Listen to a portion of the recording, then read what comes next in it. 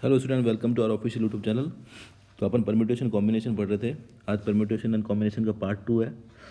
सबसे पहले इस चैनल पर जो फर्स्ट टाइम आ रहे हैं मैं उनको बता देता हूँ कि मैंने ऑलरेडी एटीसी के काफ़ी वीडियो डाले हुए हैं। अगर आप मेरी प्लेलिस्ट में जाएंगे तो वहाँ पर आपको एटीसी की 5 प्लेलिस्ट मिलेगी, जिसके अंदर मैंने मैथ्स, फिजिक्स, क्वांट के वीडियो डाले हुए हैं। वो जाकर आप चेक कर सकते हैं, देख सकते हैं। और वो सारे वीडियो बहुत इंपॉर्टेंट हैं जो फर्स्ट टाइम आए हैं। ठीक है, जो ऑलरेडी इस चैनल पर है उसके लिए कल मैंने एक वीडियो डाला था परम्यूटेशन कॉम्बिनेशन का। कल कुछ बेसिक बात करी थी अपन ने, आज कुछ और क्वेश्चन करते हैं, फिर और कुछ थ्योरी पार्ट करेंगे। तो फर्स्ट क्वेश्चन देखिए आप, there are 13 locks and 13 matching keys. If all are perfectly match, find the maximum number of trial required to open lock. देखो आपके पास में क्या है, 13 लॉक है और उसकी चाबी है 13, और हर चाबी एक स्पेसिफिक ताले के लिए बनी हुई है। तो मुझे बताना है कि एक साथ ताले कब खुल जाएंगे, मतलब सबकी चाबी एक साथ लग जाएगी। तो find the maximum number of trial कितने रिक्वायर होंगे, तो सोच के देखना। तो जब मैं पहली चाबी डालूंगा, देखो मान लो यहाँ पर ये 13 आपके पास में लॉक्स थे, तो मैं फर्स्ट चाबी होगी मेरी, मेरे पास कितने ऑप्शन होंगे, मैं कितने जगह पर लगा सकता हूँ, 13 जगह पर लगा सकता हूँ ना, 13 की 13 जगह पर लगा सकता हूँ। ठीक है, क्योंकि मुझे नहीं पता ना कौन सा लॉक इस चाबी का है। तो मेरा फर्स्ट वाले के लिए मेरे पास ऑप्शन कितने होंगे, 13 प्लस। अब सेकंड, क्योंकि ये एक चाबी मुझे पता चल जाएगा इसका लॉक है, तो पीछे अब कितने बच जाएंगे, 12 बच जाएंगे। 12 नेक्स्ट वाले के लिए 11, फिर कितने बच जाएंगे, 10, ऐसे चलता रहेगा। लास्ट वाले के लिए क्या बच जाएगा, 1 बच जाएगा। आगे बात समझ में, और इन सबको प्लस कर देंगे तो अपना आंसर आ जाएगा। मैंने आपको पहले बताया था 1 + 2 + 3 + 4 से लेकर n जो होता है उसका आंसर होता है n + 1/2। तो यहाँ पर n कितना है, 13 है। 13 + 1/2 कितना हो जाएगा, ये 13 × 7, 91 आंसर। ओके, ठीक है। चलो नेक्स्ट क्वेश्चन देखते हैं। चलिए अगला क्वेश्चन देखिए स्टूडेंट, ये भी सिंपल क्वेश्चन है। इसके बाद थोड़ा मैं हार्ड क्वेश्चन लूँगा। क्वेश्चन बोला 3 dice are rolled, find the number of possible number of outcomes in which at least 1 dice show 5। ठीक है, आपने 3 डाइस रोल किए, आपको पॉसिबल नंबर ऑफ आउटकम्स निकालना है इन विच एटलीस्ट 1 डाइस पर 5 जरूर आना चाहिए। तो कोई जब भी एटलीस्ट वाला क्वेश्चन आता है ना, उस क्वेश्चन को करने का तरीका ये, आंसर क्या करना है। ठीक है, आप लिखोगे टोटल आउटकम्स -5, किसी पे भी नहीं आए, किसी पर ना आए।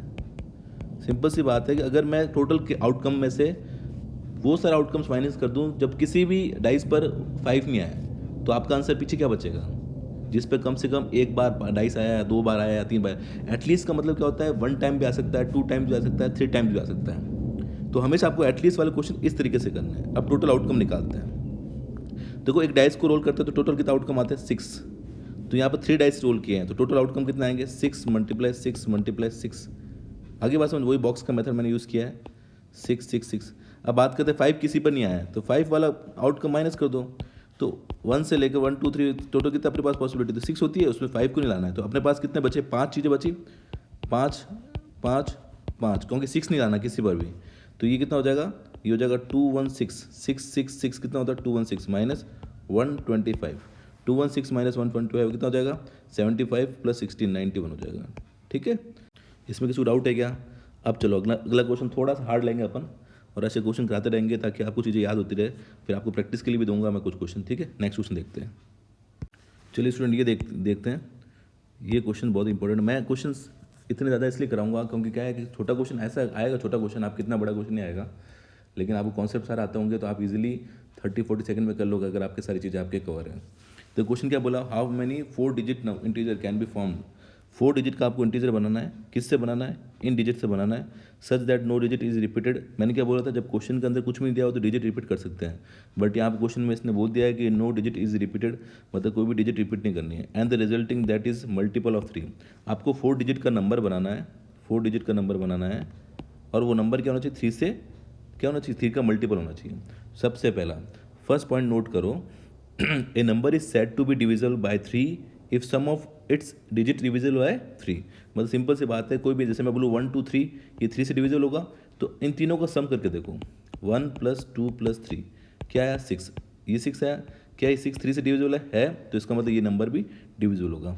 तो सिंपल सा, कभी भी 3 का डिविजिबल निकालना है तो उसके सारे डिजिट का सम कर दो, तो अगर वो 3 से डिविजिबल आता है तो वो डिजिट क्या होगी, 3 से डिविजिबल होगी या उसका मल्टीपल होगी। आगे बात समझ में, यहाँ तो कोई दिक्कत। तो इसका मतलब ये हुआ कि मुझे 4 डिजिट का नंबर बनाना है और वो 3 का मल्टीपल होना चाहिए, ठीक है। आगे बात समझ में। अब आप बोलोगे सर कि डिजिट तो अपने पास में ये है 0 से लेकर, अब ध्यान समझना, बहुत कॉन्सेप्ट से समझा रहा हूँ मैं, 0 3 ये, ठीक है।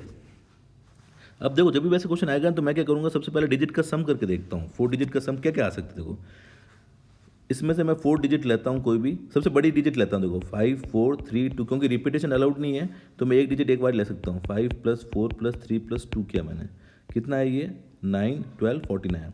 इसका मतलब मैक्सिमम सम डिजिट का कितना आ सकता है, 14 आ सकता है, उससे कम ही होगा। क्या 14 3 से डिविजिबल होगा, 14 वाला सम नहीं होगा। इससे कौन सा होगा, 12 वाला हो सकता है, 9 वाला हो सकता है, 6 वाला हो सकता है, 3 वाला हो सकता है। जिसका डिजिट का सम आएगा ये सब आएंगे तो वो 3 से 3 का मल्टीपल हो सकता है। तो अब मुझे क्या करना पड़ेगा स्टूडेंट, केसेस लेने पड़ेंगे। मेरी बात समझ में आ रही है, मैं बोल रहा हूँ वापस समझा देता हूँ कि क्वेश्चन के अंदर दिया हुआ है कि 3 से डिविजिबल होना चाहिए। मेरे पास डिजिट क्या है 0 1 2 3 4 5 है, नंबर में रिपीटेशन नहीं होना चाहिए। तो 3 का अपन को जब अपन कॉन्सेप्ट पता है कि सम जो होना चाहिए डिजिट का वो 3 से डिविजिबल होना चाहिए, तो इसके लिए क्या करना पड़ेगा, मुझे इसमें से डिजिट उसी हिसाब से लेनी पड़ेगी ताकि वो 3 से डिविजिबल आए। अब मुझे रूल पता है कि भाई तभी आ सकती है जब इनका +3 से हो। तो मैंने यहाँ पर देखा कि मैक्सिमम जब डिजिट का सम किया तो 14 आ रहा था, तो 14 आ रहा था, लेकिन 14 3 से डिविजल नहीं है, तो 14 से कम कौन सा होगा, 12 आ सकता है, 9 आ सकता है, 6 आ सकता है, 3 आ सकता है। अब मैं एक काम करता हूँ, मेरी बात यहाँ तक किसी को दिक्कत है।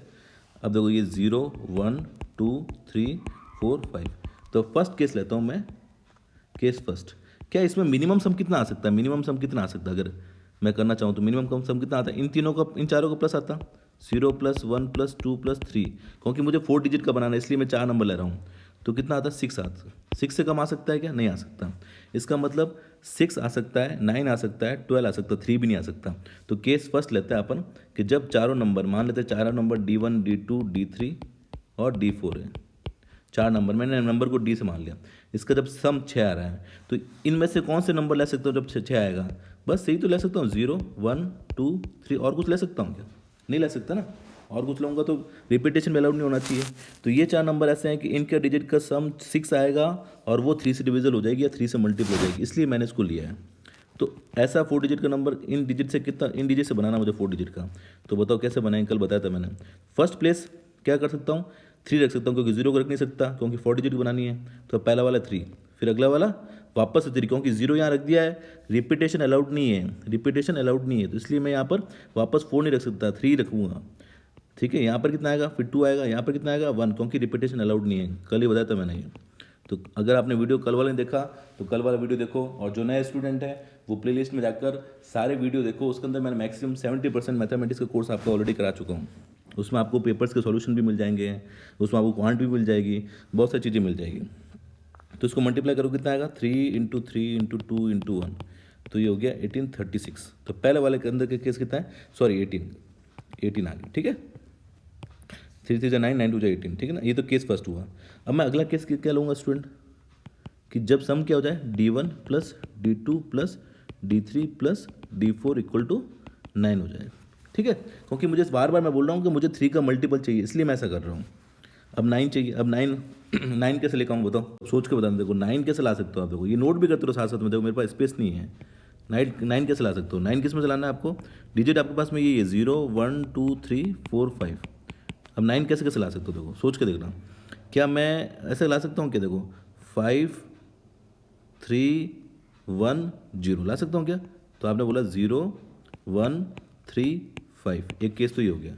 क्या हो गया, 0 1 3 5। दूसरा केस सोचो, दूसरा केस ये हो सकता है क्या, 0 2 3 4, ये हो सकता है, देखो 0 2 3 4, 9 आ रहा है। जितने केस बनेंगे उतने केस, मैंने क्या बोला, एक चीज़ ध्यान रखना, परम्यूटेशन कॉम्बिनेशन टॉपिक ही ऐसा है कि आपको खुद का ही दिमाग लगाना पड़ेगा, ठीक है। इसको मैं रटा नहीं सकता आपको। तो 2 केसेस बनेंगे। अब मुझे बताओ पहले केसेस में केसेस कितना आएंगे, 18 आएंगे, पिछली बार ही निकाल दिया क्योंकि 0 है इसके अंदर। दूसरे वाले में कितना आएंगे, 18। तो केस 9 के लिए कितने हो गए टोटल केस, 36। 18 क्यों आए, क्योंकि मैंने करा चुका हूँ, देखो इस वाले केस में जो आएंगे वही इस केस में आएंगे। अब लास्ट केस 3 ले लेते हैं, D1 + D2 + D3 + D4 आपका 12 आ जाए। अब 12 कैसे आ सकता है सोचो, 12 कैसे आ सकता है, देखो 12 पहला केस देखो, नंबर क्या है 0 1 2 3 4 5। सोचो क्या क्या कर सकते हैं, 5 9, ये हो गया 5 और 4 9, 2 11 12। तो एक तो हो सकता है 1 2 1245 आ रहा है 1245। देखो 5 और 9, इसके केसेस कितने आएंगे देखो निकाल लो। पहले वाले में 4 रख सकते हो क्योंकि 0 है नहीं इस बार, ये 3 हो जाएगा, ये 2 हो जाएगा, ये 1 हो जाएगा, तो आ जाएगा 4 इंटू 3 इंटू 2 इंटू 1, ये कितना हो गया 24। क्या एक और आ सकता है कि सोच को देखो 12 लाना है, देखो 5 4 ले लिया, तो देखो अगर आप ले लो 5 4 और 3 0, ये ले लो तो आप 5 4 3 0, तभी भी तो आ सकता है। और ऐसी कंडीशन केस कितने आएंगे 18 केस आएंगे, तो इसका मतलब 9 के 2 केस बनेंगे और 12 के 2 केस बनेंगे। दिमाग बस थोड़ा सा खुला रखना है। तो इस बार 12 के टोटल केस कितना आ गया 24 प्लस 18 कितना हो गया 42। तो इसका मतलब केस 6 के कितने आए थे 18 आए थे, 9 के कितने आए 36 आए, और फिर उसके बाद में आपके 12 के कितने केस कितने आए 42 आए। तो टोटल केसेस कितने हो गए ऐड कर लो 42 और 36, ये 14 16 4 5 और 9, तो कितना आंसर आ गया 96 इज द राइट आंसर। हरी बात समझ में, एक बार वापस से समझा देता हूँ। तो क्वेश्चन में क्या बोला गया था कि मेरे को ऐसी डिजिट चाहिए 4 डिजिट का जिसका सम जो होना चाहिए वो सॉरी जो मल्टीपल होना चाहिए 3 का। अब उसके लिए क्या करना पड़ेगा 3 का मल्टीपल होने के लिए अपन बोलते हैं कि कोई भी डिजिट है अगर 3 का मल्टीपल तब होगी जब उसके सारे डिजिट का सम क्या होगा 3 से डिविजिबल होगा। अब जो अपन को डिजिट दी हुई है उसके अंदर डिजिट रिपीटेशन अलाउड नहीं है, तो अपन इसमें क्या करेंगे सबसे पहले मैक्सिमम सम निकाल देंगे, 4 डिजिट का मैक्सिमम सम निकाल देंगे और मिनिमम निकाल देंगे। तो इस क्वेश्चन के अंदर मैंने देखा मिनिमम जो आ रहा है ना वो 3 तो नहीं आ सकता, 6 ही आ रहा है, और जो मैक्सिमम 14 आ रहा है तो अपन को लेकिन 3 का चाहिए तो 12 हो जाएगा। इसका मतलब अपन को एक 6 का केस चाहिएगा, एक 9 का चाहिएगा, एक 12 का केस चाहिएगा। तो अब अपने पास 0 1 2 3 4 5 नंबर है, तो 6 के केस के लिए अपन पेयर बना देंगे। कौन सा पेयर बनाएंगे जिसके अंदर सम 6 आ जाएगा। वैसे 9 के 2 बन जाएंगे, वैसे 12 के 2 बन जाएंगे, सबका केसेस निकालेंगे, सबको ऐड कर देंगे, टोटल आंसर आ जाएगा। आगे बात समझ में क्लियर। ये क्वेश्चन इस टाइप क्वेश्चन आ सकते हैं, बड़ा क्वेश्चन नहीं है, अगर जिसको आता है तो फटाफट कर लेगा, इसी टाइप के क्वेश्चन आएंगे। ठीक है चलो नेक्स्ट क्वेश्चन देखते हैं। चलो ये वाला क्वेश्चन देखो स्टूडेंट, एटलीस्ट वाला एक और क्वेश्चन कर देता हूँ आपको, और ये क्वेश्चन आप नोट करते रहो साथ में, ठीक है। How many number n capital N दिया हुआ है are there between 10 to 1000 such that at least one of the digit of n is 3 होना चाहिए। एटलीस्ट आ गया, फिर तो अपन एक काम करते हैं, वही तरीका करूँगा, मतलब टोटल में से माइनस कर दूंगा जब 3 नहीं आए, समझ रहे हो। अब देखो यहाँ पर 10 से लेकर 1000 के बीच में 2 पार्ट में क्वेश्चन करना पड़ेगा कि 2 नंबर आते हैं, एक तो 2 डिजिट के नंबर अलग आते हैं, 3 डिजिट के नंबर अलग आते हैं। तो एक काम करते हैं अपन क्या बोलेंगे, अपन 2 डिजिट वाला पहले निकालते हैं, 2 डिजिट के टोटल नंबर माइनस 2 डिजिट के वो नंबर जिसमें 3 नहीं आए, समझ गए। वैसे ही क्या हो जाएगा प्लस 3 डिजिट के टोटल नंबर माइनस 3 डिजिट जिसमें 3 नहीं आए। तो रेटिंग खराब है कि अपन के पास टोटल केसेस कितना आएंगे, मैं को टोटल केस वाले ऐसे 2 डिजिट वाले केस निकालो जिसमें 3 नहीं आए, प्लस 3 डिजिट वाले केस निकालता हूँ जिसमें 3 नहीं आए, दोनों को ऐड कर दूंगा तो टोटल नंबर आ जाएंगे 10 से लेकर 1000 के बीच में। तो अब बताओ मुझे 2 डिजिट वाला टोटल नंबर कितने बनेंगे।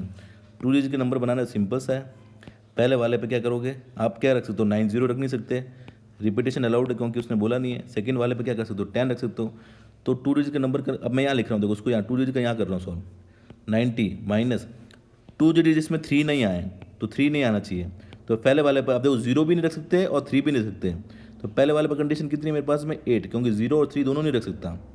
सेकेंड वाले पर अब क्या हो सकता है 3 नहीं रख सकता लेकिन 0 रख सकता हूँ, तो बचेंगे 9 क्योंकि मैं 3 नहीं रख सकता, तो टोटल केस कितना है 72। तो 90 माइनस 72 ये किसका आया, ये इस वाले का आंसर आया, इस वाले का। सेम टू सेम इस वाले का करते हैं, प्लस 3 डिजिट वाले कितना बचाएंगे बताओ यार, ये तो कर सकते हो अब तो 3 डिजिट वाले यहाँ कर लेता हूँ। 3 डिजिट टोटल नंबर कितने होंगे, पहले वाले में 9 कर सकते हो, दूसरे वाले में 10 कर सकते हो, तीसरे वाले में 10 कर सकते हो, कितना आएगा 900 आ जाएगा, ठीक है।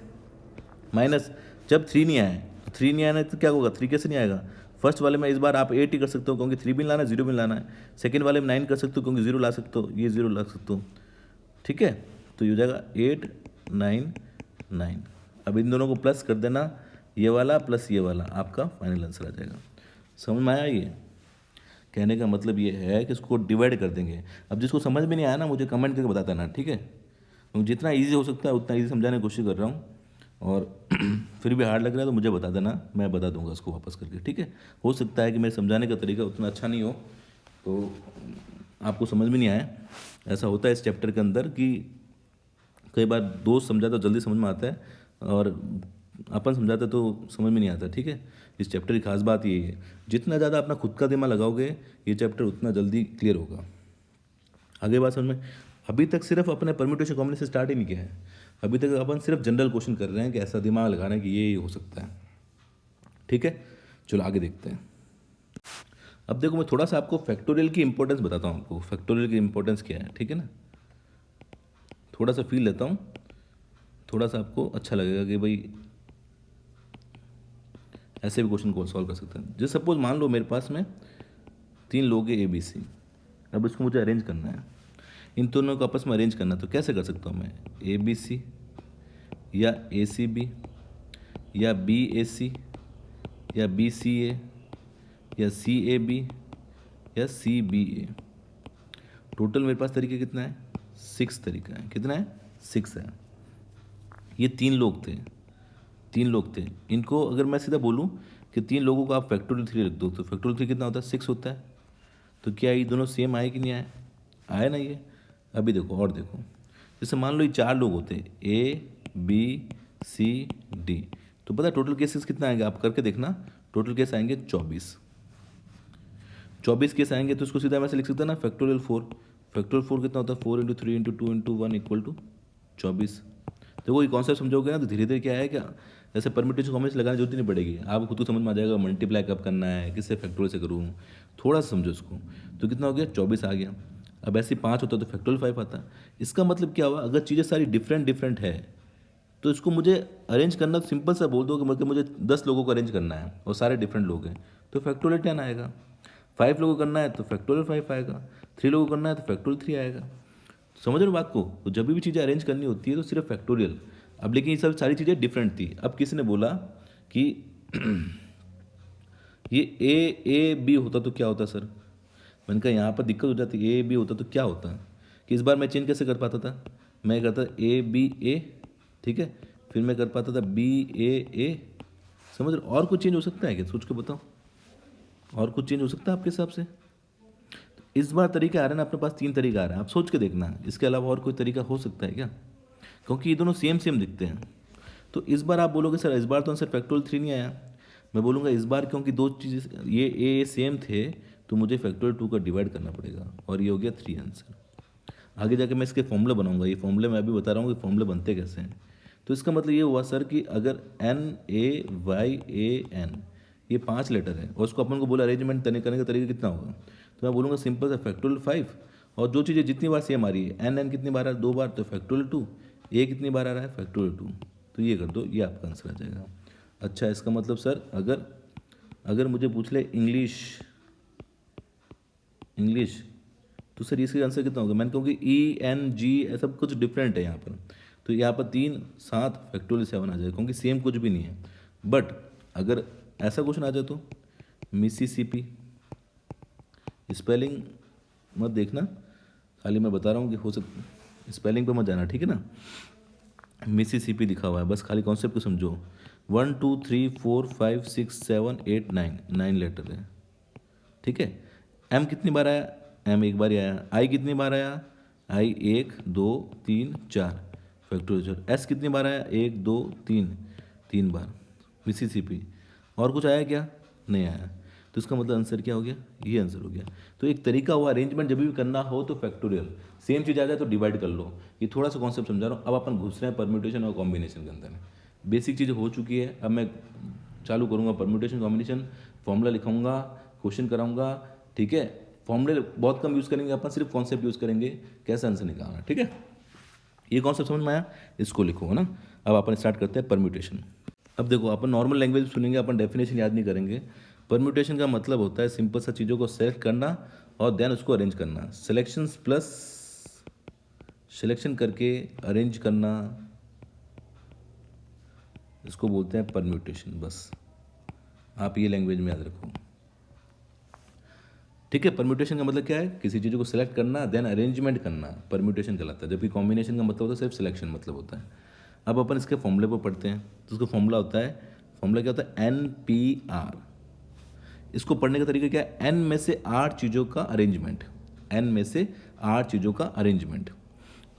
इसका फॉर्मूला होता है student n factorial n minus r का फैक्टोरियल, ठीक है, NPR, n factorial n minus r का फैक्टोरियल। अगर आपको कॉम्बिनेशन का पता हो तो कॉम्बिनेशन का था NCR, और NCR होता था n factorial n minus r का फैक्टोरियल, और फिर फैक्टोरियल r और आता था नीचे, याद है।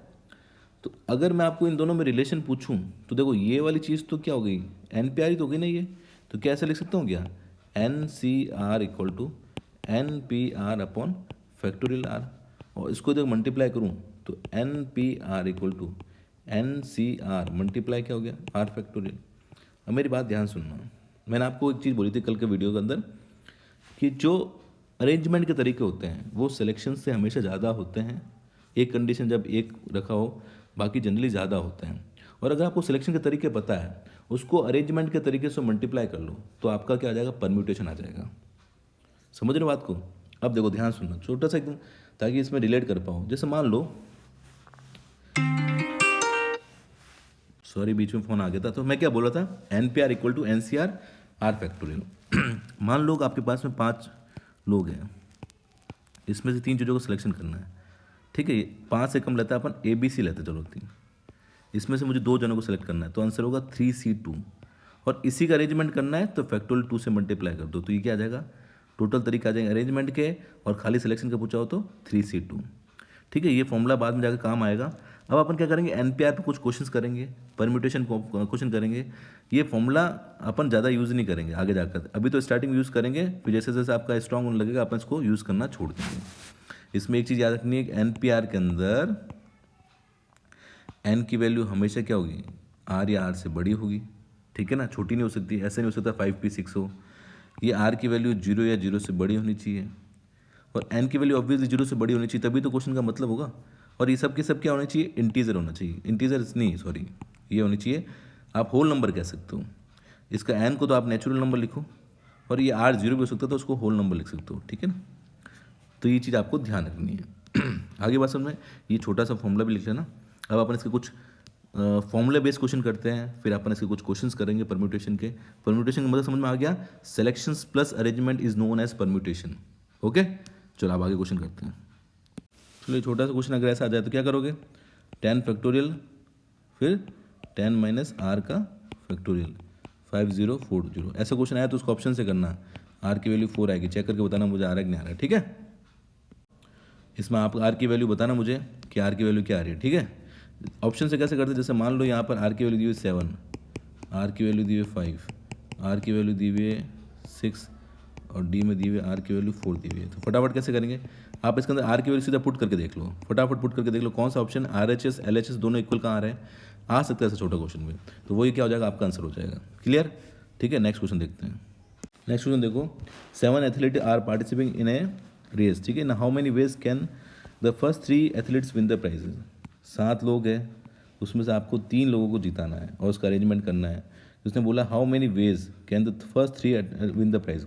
अब अरेंजमेंट है, दिमाग आप बोलोगे सर यहाँ तो सिलेक्शन भी कर सकते हैं, अरेंजमेंट क्यों कर रहे हैं।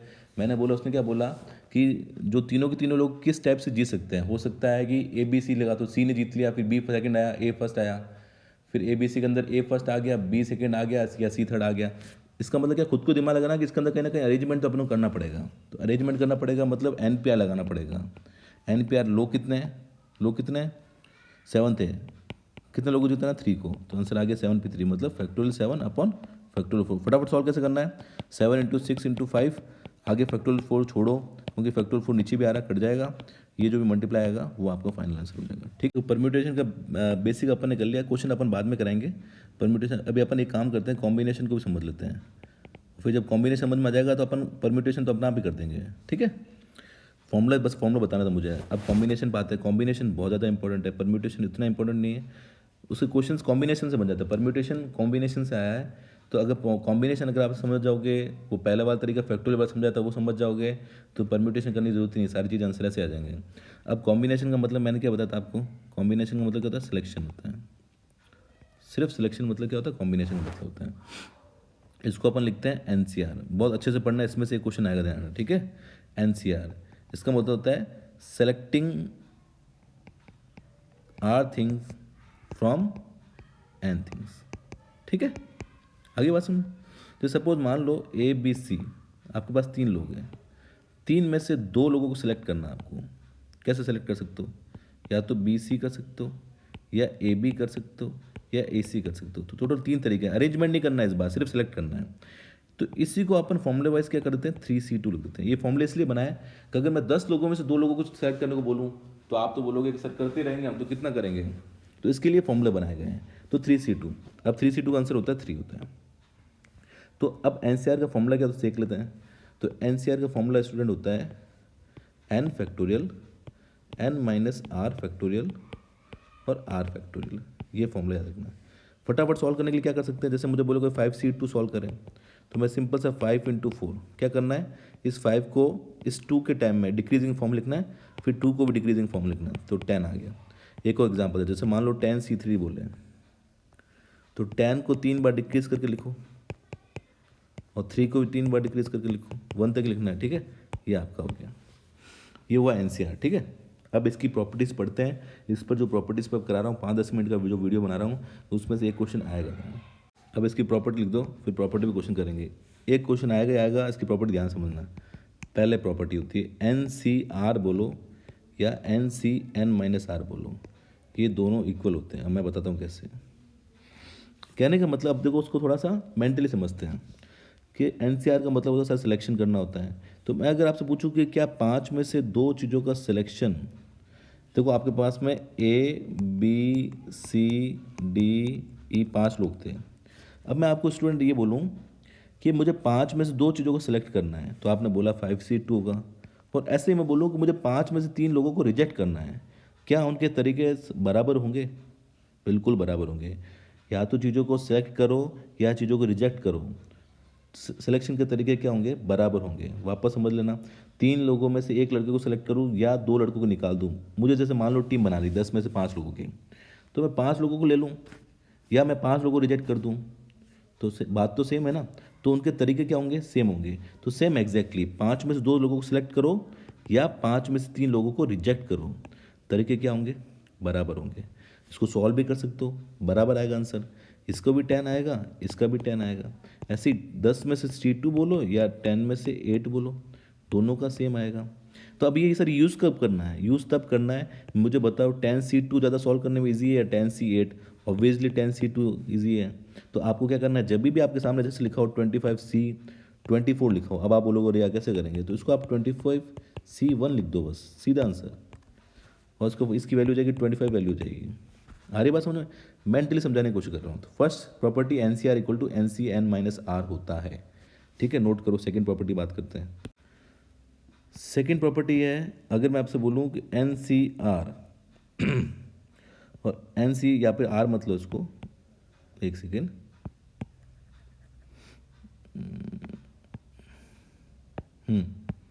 सेकेंड प्रॉपर्टी अगर मैं बोलूँ आपको NCX इक्वल टू NCY है। Second property NCX equal to NCY है, तो ध्यान रखना x प्लस वाई का सम जो होगा ना n के बराबर होगा, ठीक है। आप बोलोगे ये प्रॉपर्टी पड़ी हुई है, मैं क्वेश्चन इतना अच्छा कराऊंगा कि आपको लगेगा कि यार प्रॉपर्टी वर्थ इट है। x प्लस वाई की वैल्यू क्या होती है, n। कहने का मतलब अभी आपने पढ़ा सर 5C32 और 5C2 बराबर होता है ना, क्या इन दोनों का सम जो है वो इसके इक्वल आ रहा है कि नहीं आ रहा है, आ रहा है। तो x प्लस वाई की वैल्यू क्या होती है, n। ये बस प्रॉपर्टी याद रखनी है, ठीक है। सेकेंड प्रॉपर्टी समझ में आ गई, इसमें कोई दिक्कत? थर्ड प्रॉपर्टी बहुत इंपॉर्टेंट लगा देना, एक क्वेश्चन कराऊंगा इसके ऊपर अच्छा सा, अभी सिर्फ याद रखना है। NCR प्लस NCR-1, जब ऊपर वाला सेम हो और नीचे वाले में एक का डिफरेंस हो, तो इसका आंसर आता है ऊपर वाले में एक ऐड कर दो और नीचे वाले में से बड़ा लिख दो। कहने का मतलब क्या है, अगर कोई मुझे बोले 50C4 और 50C3 कितना होगा, तो सिंपल सा ऊपर वाला सेम है, नीचे वाले में एक का अंतर है, प्रॉपर्टी याद रखना, ऊपर वाले में एक ऐड कर दो, नीचे वाले में जो बड़ा है, बड़ा कौन है 4, ये आंसर आएगा। बहुत इंपॉर्टेंट प्रॉपर्टी है, क्वेश्चन आएंगे, ध्यान समझ लेना, ठीक है। NCR plus NCR-1 equal to क्या होता है, N+1 CR। नेक्स्ट प्रॉपर्टी की बात देखो, सिंपल से अगर मैं बोलूँ n+1 C R plus one है, इसको आप ऐसे भी लिख सकते हो n+1 अपॉन r+1, फिर माइनस कर दो NCR। कहने का मतलब अगर कोई मुझे पूछे 8C4 को मैं क्या लिख सकता हूँ, 8/4 मल्टीप्लाई 8 में से माइनस करो, इसमें से माइनस करो। इसको मैं आगे और भी लिख सकता हूँ 8/4 7/3, फिर एक कम कर दो 6, इसमें भी एक कम कर दो। ये तब काम आएगी जब अपन क्वेश्चन करेंगे, तब अपन काम आएगी। ठीक है, तो ये प्रॉपर्टी भी इंपॉर्टेंट करके लिख दो। अगली प्रॉपर्टी और भी इंपॉर्टेंट है, NCR अपॉन NCR-1, ये होता है n-r+1 अपॉन, ये सारी प्रूफ है, आप जाकर प्रूफ भी कर सकते हो, इससे कोई दिक्कत नहीं है। ठीक है ना, ये प्रॉपर्टी बहुत इंपॉर्टेंट है। जितनी प्रॉपर्टी बताई ये सारी प्रॉपर्टी लिख लेना और उसको बार बार इसको खुद प्रूफ करके देखना है। इतना अपने पास में टाइम नहीं है कि अपन सारी प्रॉपर्टी प्रूफ करें, लेकिन ऑलरेडी प्रूफ्ड है एक्चुअली। ठीक है ना, सिर्फ आपको याद करनी है और धीरे धीरे याद भी हो जाएगी। जब मैं आपको क्वेश्चन कराऊंगा तब आपको याद भी हो जाएगी। अब एक प्रॉपर्टी और समझ लो, NCX ये दिया हुआ है, इसकी मैक्सिमम वैल्यू कब होती है, जब आपका x क्या होना चाहिए, n का हाफ होना चाहिए। क्या होना चाहिए, हाफ होना चाहिए। लेकिन अगर आप बोलो कि कब होगा, जैसे 8CX लिखा हो तो ऑब्वियसली 8C4 की वैल्यू मैक्सिमम होगी, क्योंकि x क्या होना चाहिए, इसका हाफ होना चाहिए। ठीक है, लेकिन यहाँ 15 लिखा हो तो आप बोलो अब क्या होनी चाहिए, तो अब आपको क्या करना है, x की वैल्यू 15/2 करो, कितना आएगा 7.5। तो 7.5 से पहला वाला भी ले लेना है और बाद वाला भी लेना है। तो x 7 या तो 7 पे ज़्यादा आएगी या 8 पे ज़्यादा आएगी, दोनों पे बराबर आएगी, क्योंकि आपको पता है 15C7 और 15C8 बराबर होता है। आगे बात समझ में, ये सारी प्रॉपर्टी याद रखनी है। अब इस पर कुछ क्वेश्चन कराते हैं अपन, जो अच्छे क्वेश्चन है वो मैं कह देता हूँ। ठीक है अभी तक सिर्फ अपन फॉर्मूले पर चल रहे हैं अपन, इसके बहुत फॉर्मूले जो बहुत इंपॉर्टेंट थे, प्रॉपर्टी बहुत इंपॉर्टेंट थी, मैंने करा दी आपको। अब इस पर कुछ क्वेश्चन जो आए हुए हैं वो करते हैं। चलो स्टूडेंट, ये वाला क्वेश्चन देखते हैं। पहले इसको पॉज करो और खुद सॉल्व करने की कोशिश करो। ठीक है, अब देखो सॉल्यूशन देखो इसका। सिग्मा का मतलब कल बताया था, इसको अगर आप लिखोगे तो क्या आएगा 47C4। अब n की वैल्यू जब इसमें 1 रखोगे तो कितना आएगा 51C3 आएगा। देन 2 रखोगे तो कितना आएगा 50C3 आएगा। देन 3 रखोगे तो 49C3 आएगा। देन 4 रखोगे तो 48C3 आएगा। देन 5 रखोगे तो 47C3 आएगा। यहाँ तक इसको दिक्कत, अपन को इन चारों ऑप्शन बताना कौन सा। अब देखो, अगर आपको प्रॉपर्टी वाली याद है NCR प्लस NCR-1, एक का अंतर ऊपर वाला सेम, तो ऊपर वाले में एक ऐड हो जाता है, नीचे में जो बड़ा है वो उसको लिख देते हैं। याद आया। अब देखो यहाँ पर सेम कब आ रहा है, देखो ये और इसमें देखो क्या सेम है, और इनके अंदर अंतर भी कितना एक है। तो मुझे फटाफट बताओ इन दोनों का आंसर कितना आएगा, इन दोनों का 47C4 plus 47C3। N same है, ऊपर वाले में एक ऐड हो जाता है, नीचे वाले में जो बड़ा होता है वो, तो 40C4। अब ये 48C4 इससे ऐड होगा तो कितना बनेगा बताओ। 48 में एक ऐड हो जाएगा, जो बड़ा है 4 आ जाएगा। 49 के अंदर 49 ऐड होगा तो कितना बनेगा 50C4 बन जाएगा। 50 के साथ में 51 के बाद बनेगा तो 52। तो आंसर क्या आ जाएगा 52C4। तो सीधा आंसर क्या आ जाएगा डी आंसर। आगे बात समझ में, अच्छा क्वेश्चन था प्रॉपर्टी बेस पर, समझ में आया क्या, ज़्यादा हार्ड तो नहीं लगा। चलो एक और क्वेश्चन देखते हैं। चलिए स्टूडेंट, ये वाला क्वेश्चन कीजिए। क्या बोला है, NCR-1 10 ये दिया हुआ है, आपको पूछा है R की वैल्यू क्या होगी। देखो अगर आपको प्रॉपर्टी याद है NCR अपॉन NCR-1, जब ऊपर वाले सेम और नीचे में एक डिफरेंस हो तो ये होता है n-r+1 अपॉन। तो आपको मैं हिंट दे रहा हूँ कैसे कर लेना, क्वेश्चन मिट गया एक्चुअली। आपको दिया होता है NCR-1 10 था, NCR 45 था और NCR+1 वो था आपका 120। तो सिंपल से क्या करना कि ये वाली प्रॉपर्टी इसमें लगा दो पहले, NCR upon NCR-1 equal to 10। तो इसको क्या लिख सकता हूँ मैं, n-r+1 upon r equal to 10। एक तो ये सॉल्व कर लूँगा और एक मैं क्या कर सकता हूँ, इन दोनों में प्रॉपर्टी लगा देता हूँ NCR+1 अपॉन NCR। तो ये प्रॉपर्टी कब लगानी है, जब सिंपल से इन दोनों में एक का डिफरेंस हो। तो इसका आंसर ये होता है, अब देखो इसका आंसर क्या होता है, ये होता है n-r+1 अपॉन r। ठीक है, तो इसका फॉर्मूला क्या होगा, या r की जगह क्या आ गया r+1 आ गया। ठीक है, तो इसका फॉर्मूला होगा n-r+1 प्लस 1 अपॉन r+1। ठीक है, जो ऊपर वाला वही लिखना है और इसको डिवाइड कर दोगे तो 120 अपॉन 45। इन दोनों को सॉल्व कर लेना तो आपको क्या आ जाएगा, जो भी r की वैल्यू पूछी वो आपके आ जाएगी। क्लियर। एक और क्वेश्चन लास्ट कर देते हैं, ये वाला क्वेश्चन करिए। आपको पूछा है x की लिस्ट वैल्यू क्या हो सकती है, जिसके लिए x की इंटीजर वैल्यू बतानी, लिस्ट वैल्यू बतानी है। तो सबसे पहले बात तो x क्या होगा, 0 या 0 से बड़ा होगा, मैंने पहले बता दिया। ठीक है, अब क्या सॉल्व करेंगे, आपको फॉर्मूला याद है NCR upon NCR minus one, ये होता है N minus r plus one upon r. याद रखना ये फॉर्मूला बहुत काम की चीज़ है। अब इसको देखो, क्या यहाँ पर इनका डिफरेंस N सेम है, x minus one x same है, तो इसको ऐसे लिखो 10C x minus one sorry 2 10C x, थोड़ा स्पीड तेज कर रहा हूँ मैं, तो इसको लिख सकता हूँ मैं 10C x upon 10C x minus one, इसको नीचे लेकर चला गया, उसको उधर भेज दिया, लेस देन 1/2, सोच के बताओ। ठीक है, अब क्या कर सकता हूँ, इसको लिखो tan n minus r plus one upon r less than 1/2। ठीक है, क्लियर। अब यहाँ सॉल्व कर लो, क्योंकि x पॉजिटिव तो आप मल्टीप्लाई कर सकते हो, तो यह आ जाएगा 20 माइनस, एक सेकेंड, हाँ 20 माइनस 20, इसको मल्टीप्लाई कर रहा हूँ, 2x plus 2 less than x, तो ये जगह 3x इज ग्रेटर देन 22, तो x is 7 point something, 7 point कितना जाएगा, जितना भी आएगा। ठीक है ना, इसका मतलब हुआ कि लीस्ट पॉजिटिव अपन को नंबर बतानी है, तो 7 से जस्ट बड़ा इंटीजर कौन सा आता है, 8 आता है, लीस्ट पॉजिटिव पूछा था अपन से, तो आंसर क्या आ जाएगा, 8 आ जाएगा। ठीक है, क्लियर। अभी जो देखो अपन है परम्यूटेशन कॉम्बिनेशन, अभी तक स्टार्ट मैंने ज़्यादा किया नहीं है, सिर्फ फील देने के लिए सब कराया मैंने। अब अपन के एक्चुअल परम्यूटेशन कॉम्बिनेशन क्वेश्चन चलेंगे, डेट्स 200 क्वेश्चन मैं करा दूंगा, बाकी आपको प्रैक्टिस करनी है, ये टॉपिक क्लियर हो जाएगा, हार्ड नहीं है, मुझे नहीं लगता है यहाँ तक हार्ड लग रहा होगा। कुछ चीज़ें अगर मैंने फटाफट बताई है तो मुझे कमेंट करके बता देना कि सॉरी थोड़ा तेज चल रहा हो आप।